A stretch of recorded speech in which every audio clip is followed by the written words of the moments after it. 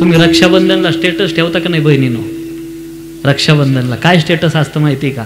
असा ज्ञानादादा उभा आहे आणि माझी मुक्ती असे हात करू नये पाठीला लटकलेली. वा, काय बहीण भावाचं प्रेम दिसतं दादा. बहीण भावाचं नातं शिकवणारा सुद्धा वारकरी संप्रदायाचं आहे. या नात्याला सांभाळा मायबाप. लाख 2 लाखाकरता भावाच्या प्रॉपर्टीत हिस्सा नाही टाकायचा बहिणीनो. हात जोडून विनंती करतो, तुम्ही एकाच आईच्या उदरातून जन्माला आलात ना, पाठीवर जन्माला आलात ना, का नातं तोडता भावाचं लाख 2 लाखाकरता?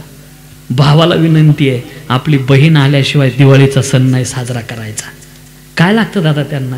एका साडीची अपेक्षा असते.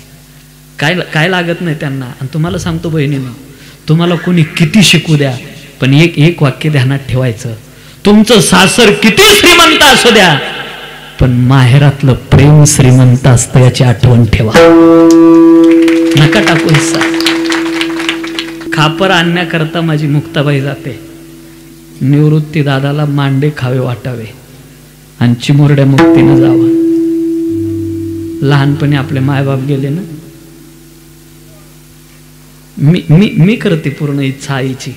ज्या दिवशी आई जाते ना निवृत्ती माणसाची, त्या दिवसापासून बहीणच भावाची आई बनते रे. कुठून तत्वज्ञान आलं माझ्या मुक्ताबाईकडं. बहीण भावाचं नातं इतकं पवित्र आहे ना. मुक्ताबाई खापर आणायला गेली आणि खापर मिळालं नाही, रडत बसली सिद्ध बेटा.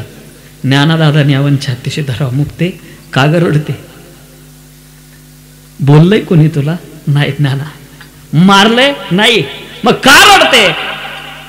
भावाची इच्छा पूर्ण करू शकत नाही, याचं दुःख अंतःकरणात आहे. मायबाप बहीण भाऊ काय असतात ऐकायचं का तुम्हाला? वणीच्या गडावर आमच्या सप्तशृंगीच्या दर्शनाला गेलो होतो. एक मुलगी होती अशी 7-8 वर्षाची, या मुलीसारखी असं. तिनं असा अशी पुढं गाठ मारलेली आणि पाठीमागं झोळी करून एक मुलगा बांधलेला होता 5-6 वर्षाचा. तो काय बोजा झाला ना तिला. ती दम टाकायची, घोसाटे टाकायची आणि आम्ही चढवत होतो. मी म्हणलं, ए बाळ त्याला माझ्याकडे देते का? मी घेतो, तुला बोजा झाला असेल त्याचा, मी घेतो, दे माझ्याकडे. तिनं माझ्याकडे असं रागा पाहिलं. तिला वाटलं ओळखीचा आणि पाळखीचा. एवढंच ऐकन घरी घेऊन जा दादा सारं कीर्तनाचा. आता वरती चढायला लागली परत. तिला बसायचं होतं पण बसता येईन, कारण तो खाली असा लोंबलेला आहे, बसताच येईन. तिनं काय केलं, वणीला तुम्ही गेला असाल लक्षात येईल, वरती गेल्यावर असा टन आहे बघा, त्या टनला गेल्यावर तिथं तिला बसता येईन.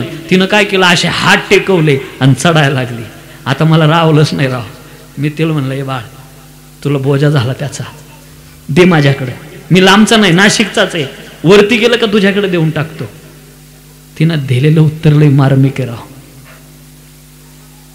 YouTube वाले मी तुम्हाला विनंती करेल का एवढा हा प्रसंग वेगळा करा कीर्तनातून आणि महाराष्ट्राला बहीण भावाचं नातं कळू द्या राव.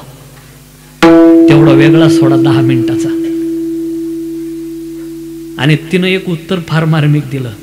ती मला काय बोलली माहिती आहे का? महाराज तुमचं 3 वेळेला ऐकलं, त्याचा बोजा झाला असेल. तिच्या डोळ्यात पाणी होतं, खळखळून पाणी आलं. त्याचा बोजा झाला असेल, त्याचा बोजा झाला असेल.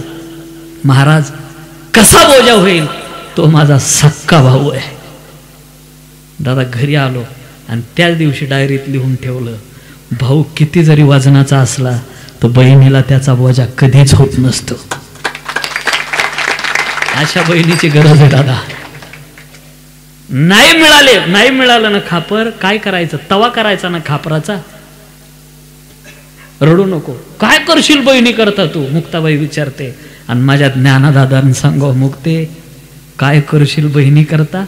हा भाऊ बहिणी करता पाठीचा तवा करे. वनव्यासारखे वागतात. योगाच्या सामर्थ्यानं लाल गुंड पाठ करावी, आरक्त नेत्र व्हावं आणि सांगो मुक्ते टाक मांडा. मायबा लाल झालेली पाठ आहे, त्याच्यातून वाफा निघाव्या, हातात मांडा घ्यावा आणि थरथर त्या हातानं मुक्ताबाईनं जावं आणि पाठीवरती मांडा टाकावा. निवृत्ती दादांना सांगो, मुक्ते आता नको टाकू मांडे. शेवटचं वाक्य बोलू द्या दादा मला. बहिणी करता पाठीचा तवा करणारा भाऊ याच महाराष्ट्रातला होता, याचा विसर पडू देऊ नका बहीण भावानो. विसर पडतो. खापर मिळालं नाही, कोणी मिळवू दिलं नाही. त्यांचं नाव आहे विसोबा. अज्ञानी आहे का? विद्वान आहे. 4 वेद, 6 शास्त्र, 18 पुराण जाणणारी मंडळी आहे. यांना संत कळाले नाही, तुमच्या माझ्या रस्त्यावर संत कळतील कसे?